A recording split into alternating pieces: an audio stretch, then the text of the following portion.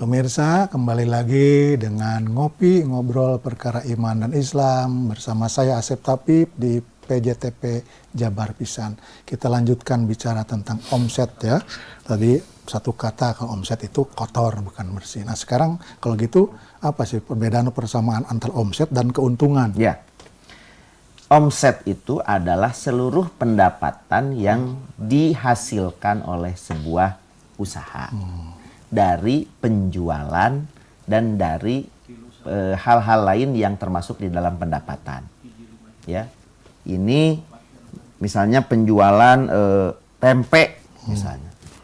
Tempe itu kira-kira nanti penjualannya apa? Oh, penjualan tempe secara langsung, penjualan tempe olahan. Nah, itu semuanya nanti begitu laku terjual, maka penjualan itu kemudian menjadi omset. Jadi semua pendapatan yang kaitannya dengan segala usaha itu, maka itu dimasukkan ke dalam omset atau revenue lah kurang lebih ya. Nah, sementara keuntungan ini adalah apa yang tadi dihasilkan sudah dikurangi dengan biaya pokok. Biaya pokok itu apa? Bahan baku. Lalu kemudian hal-hal yang berkaitan dengan bahan-bahan baku. Ya. Nah, ini kemudian dikurangi ini. Akhirnya menghasilkan keuntungan kotor yang disebut dengan gross profit margin atau laba bruto. Nah, itu belum jadi untung betulan.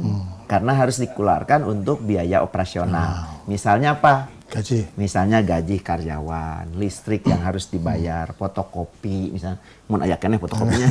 Ini sih tos aya fotokopi. Ya, misalnya ongkos transportasi, bayar listrik, bayar pulsa dan sebagainya. Beli komputer dan. Nah, ketika itu sudah dikurangi, keluarlah keuntungan. Belum bersih juga, mungkin ada pajak yang harus dibayar. Ada zakat yang harus ditunaikan. Nah, setelah itu semuanya keluar, tidak ada lagi pengeluaran yang harus dikeluarkan, baru itu disebut sebagai keuntungan bersih atau net margin. Oke, atau laba bersih. Laba bersih. Oke, jadi kalau itu omset tahunan sama dengan pendapatan nggak? Omset tahunan sama dengan pendapatan kotor perusahaan. Gitu ya, tapi kalau pendapatan kita belum bisa disebutkan pendapatan. Jadi baru pendapat itu. Iya, baru pendapat seseorang. Oke, sekarang berapa kali lipat sih nilai omset itu suatu bisnis atau untuk keuntungan itu bagaimana kaitkan dengan kajian secara keislaman misalnya. Ya. Bagaimana sih mengambil keuntungan dari bisnis kita? Ya. Kita sebutlah misalnya omsetnya sudah X rupiah. Cost of goods sold-nya sekian rupiah, biaya operasionalnya sekian. Akhirnya kita mendapatkan keuntungan Y. Akhirnya kita mendapatkan keuntungan misalnya 100 juta. Bersih setelah dikurangi macam-macam. Nah, ini yang keuntungan inilah yang nanti akan dibagi kepada para pemilik bisnis. Gitu. Nah, pendapatan pribadi yang tadi akan disebut, kemudian nanti mau dibagikan secara personal atau mau dikolektifkan untuk pembagian. Kenapa? Karena di dalam hak bisnis kita ketika sudah masuk kepada angka tertentu, maka itu ada hak dari orang lain yang disebut dengan zakat. Atau kalau misalnya mau ditambah, bisa ditambah dengan infak dan sedekahnya. Nah, kira-kira berapa omset yang tadi sudah masuk ke angka nisab zakat? Para ulama rasanya sudah memberikan banyak keterangan kalau sudah masuk ke sekitar 85 gram emas. Gitu. Sekarang mah udah besar ya. Emasnya juga hampir 1,8 gitu. Apa ya. Udah 2 lebih ya Kang ya. Ya, jadi 2,4. kalau 85 gram kali 2 aja itu kan sudah 170-an lah kurang lebih ya. 200 juta lah. 200 jutaan per per tahun. Jadi kalau itu sudah termasuk, ya di situ ada haknya. Mari kita keluarkan hanya 2,5%-nya. Nah, itu zakatnya. Nah, ketika kita bicara keuntungan dari sebuah produk kita, misalnya, paling tinggi itu berapa persen? Misalnya, apakah boleh kita misalnya punya modal itu hanya 50.000, kita jual 100.000, 2 kali lipat, boleh nggak? Sebetulnya dalam beberapa industri ada yang dalam mengambil keuntungan itu besar.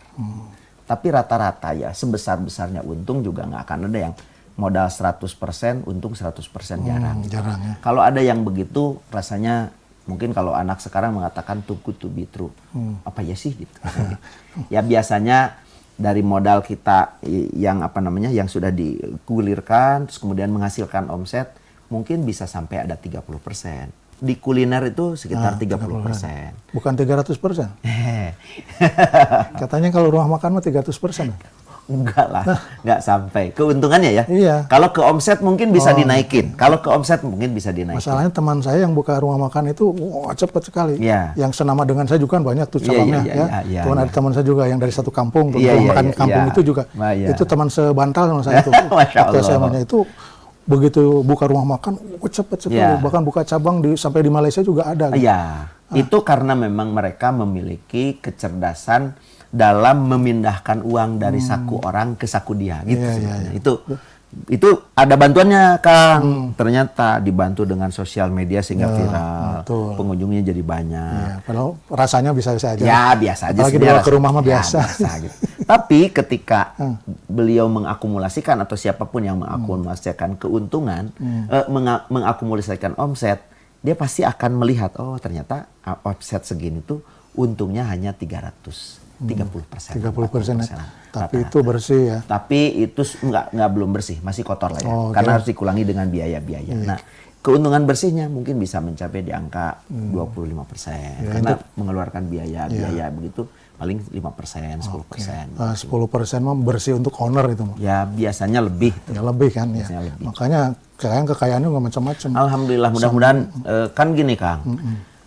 Kekayaan yang baik itu kalau dia berada di tangan orang yang soleh. Betul.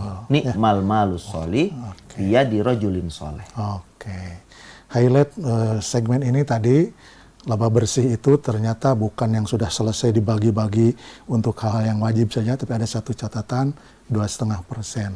Iya. Zakat itulah baru dikatakan labanya itu bersih. Bersih Kalau banget. sudah bayar zakat. Kalau masih belum mah belum bersih ya. Nah, diingatkan untuk para UMKM dan para pengusaha lainnya ya. Bahwa bersihkan harta usahanya dengan zakat. Masya Allah. Sampai di sini dulu segmen kedua, kita lanjutkan setelah yang lewat ini.